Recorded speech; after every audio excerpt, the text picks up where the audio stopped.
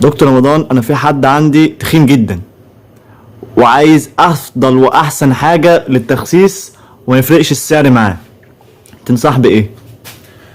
كويس انك قلت تنصح بيه. بص يا حسين، مفيش حاجه اسمها افضل واغلى حاجه للتخسيس. احنا هنقول مثلا حاجه تساعد على التخسيس. طبعا في ادويه للتخسيس كتير جدا في الصيدليه، بس اللي اهم منها ان الشخص ده يكون عايز يخس ويكون عنده استعداد ان هو يخس، لان البرشام مش هيعمل لك حاجه. ايا كان البرشام، ايا كان نوعه، ايا كان سعره، ايا كان المواد الفعاله اللي فيه، وايا كان طريقته، مش هيجيب معاك نتيجه لو انت مش عايز تخس.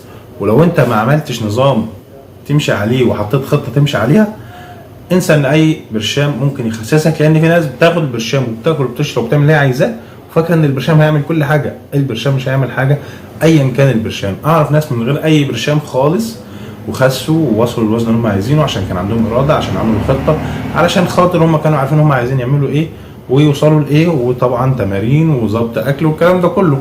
مش لازم برضو عادي التمارين دي ما هي الا برضو بتحافظ على الكتله العضليه وحاجه. مش هبقول لك يعني موت نفسك وروح الجيم وكده، ولكن بالمعقول برضو.